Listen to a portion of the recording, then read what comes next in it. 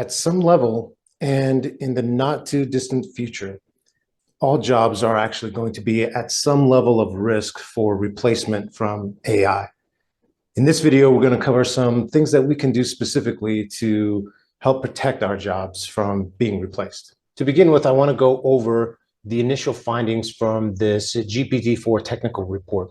So this is an article that came out recently with the release of GPT-4. Here, they talk about the economic impacts, and they specifically state that GPT-4 or subsequent models may lead to the automation of certain jobs.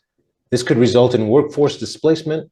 Over time, we expect GPT-4 to impact even jobs that have historically required years of experience and education, such as legal services, and I would include such as instruction as well. I also want to show you this, which is a recent survey that was conducted by Resume Builder. In it, they found that 1 in 4 companies have already replaced workers with ChatGPT. They did a survey on 1,000 different businesses and asked for their input. They also found that 49% of companies currently use ChatGPT, and 30% more plan to use it. So that's already 80% of businesses, at least according to their survey. 48% of companies using ChatGPT say that it's replaced workers. 25% of companies using ChatGPT have already saved $75,000 or more. 93% of current users say that they plan to expand their use of ChatGPT. And 90% of business leaders say that ChatGPT experience is a beneficial skill for job seekers. Definitely keep that last bit in mind as far as a beneficial skill for people that are looking for different jobs. Or I would also take that as a beneficial skill to simply have in your job, is being able to use ChatGPT. What I really want to go over is this recent research article that came from Germany. It's called The Economics of ChatGPT, a Labor Market View on the Occupational Impact of Artificial Intelligence. One of the key statements within this report, ChatGPT may also significantly impact customer service representatives, teachers, those working in certain financial related industries, and market research analysis. Now, they use the term teachers, but they include everybody there that deals with instruction. So professors, tutors, everybody falls within the category of teacher. The big part of this research article that a lot of people have been talking about deals with this chart that they created. This chart breaks it down as far as the different job categories, different careers, and explains the different levels of impact that artificial intelligence like ChatGPT is having. The way that they've broken this down comes directly from the International Standard Classification of Occupations, the ISCO categorizations. You have your armed services, your clerical service, craft and trade workers, elementary. I thought maybe that meant elementary school teachers, but it doesn't. It just means elementary jobs such as cleaning, managers, plant and machine operators, professionals, service and sales, skilled agriculture, and technicians. So in looking at this, of course, my first question is, okay, where specifically do instructors, professors, teachers, where do they fall within this? So I actually went to this ISCO categorizations website and I did a search. It turns out that teachers, as far as professors, primary school teachers, secondary school teachers, it all falls under the category of professionals. If we look back here, you can see that this chart specifically talks about the impact that's going to happen to professionals, and it's a very high level of impact. You can see full impact, the blue area. It's very high, partial impact, full impact.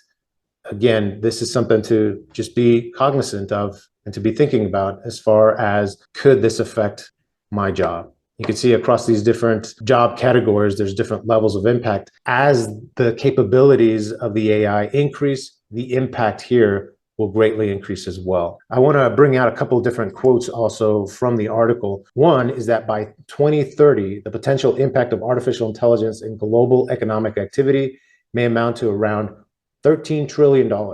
This potential impact would be the outcome of increased productivity and other channels associated with the deployment of AI. Different effects on different companies, employees, and countries, which could make it harder to get the most out of it. Okay, so there's going to be different effects, different outcomes. The influence of artificial intelligence on workers will rely on the race between automation and augmentation, which refers to the degree to which AI is employed to automate or augment tasks in various occupations. That right there is a key quote that we need to be thinking about within this research. the level of integration, the level of augmentation, that's what we really need to be considering here in academia, all right? So it isn't just about thinking about it as being replaced, although at some levels for some type of courses, some type of topics, I do think there will be some replacement going on, maybe in the near or far future, and I think it's going to be closer to the near future for some type of courses. But we also need to be thinking about augmentation. So that means working with the AI for different things, maybe for some parts of the course, for some aspects of the class.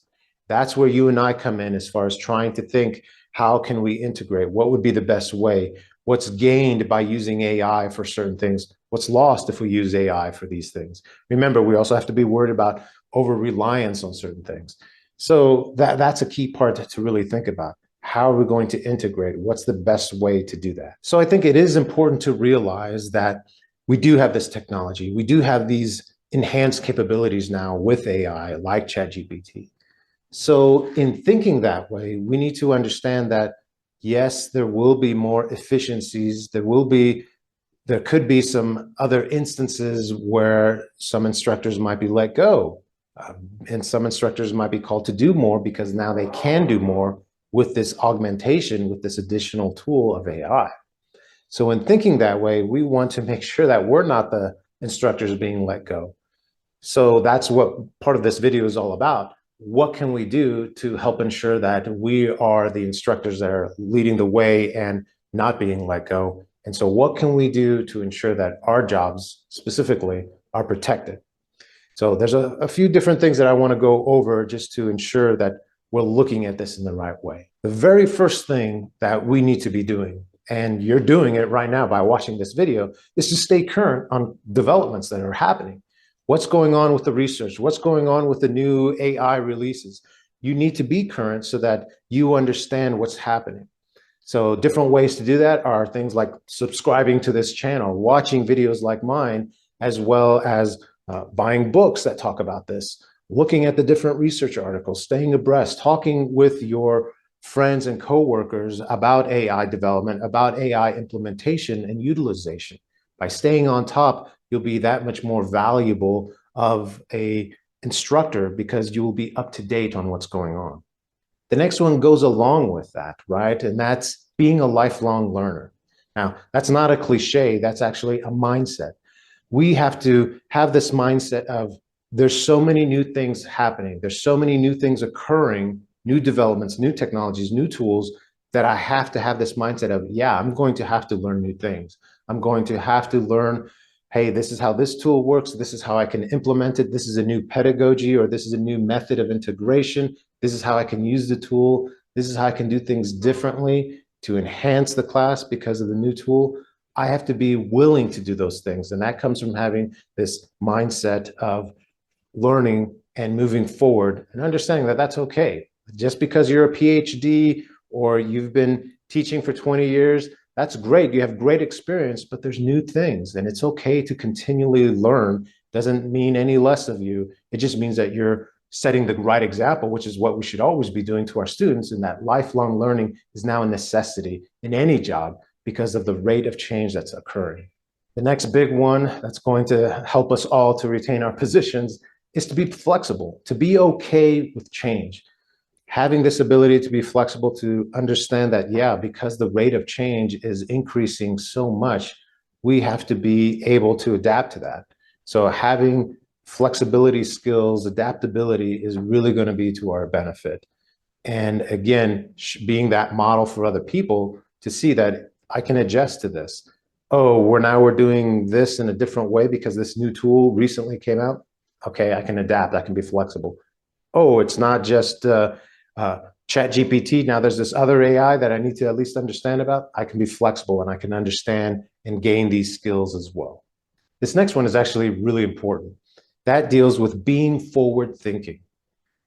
If I am flexible and a lifelong learner and I'm staying abreast of what's going on, I know what's happening, I am a valuable asset. I can help my leadership. I can help my program chair, my principal, my dean. I can help them because I know the information. So if I know the information, I'm staying current with different techniques, different implementations, the new AIs, I can help them navigate all these changes and differences that are coming. So now I'm that much more of a valuable employee. And the more valuable I am, the less likely I am to be let go. So you need to have this information, be willing and able to express it to your leadership so that they see you as a tool, as an asset. And again, that makes you that much better of an employee and better, more likely to be retained as well. This next one kind of correlates with all those other ones, but having a positive mindset. You would be so surprised how valuable that is as an employee soft skill. This is one that comes up in many Forbes lists as far as this is something that's very valuable. No one wants this instructor that's always negative, that never has a positive view on things. Oh, I have to learn another AI. Oh, this is horrible for all education. Just looking at the negative aspects, that's not going to be beneficial. You need to maintain this positive view, positive mindset. Sure, there's going to be difficulties. There are in anything. But by having this positive mindset, then you can easily see ways to circumvent these negativities, easily see ways to overcome these challenges. And that makes you that much more valuable because you can see the positive as well as some negatives that might be there, but you can balance this that much better by having a positive mindset overall. So again, that's going to be a powerful tool for you to have within your arsenal to ensure that you maintain your position. So to go over all of these one more time, these are the important skills or capabilities that you need to have in order to ensure that you keep your job or to help protect your job. That is to stay current on any AI development. Again, making sure that you're subscribed to channels like mine, buying books or reading about AI, looking at the latest research, talking to your peers about what's going on in AI.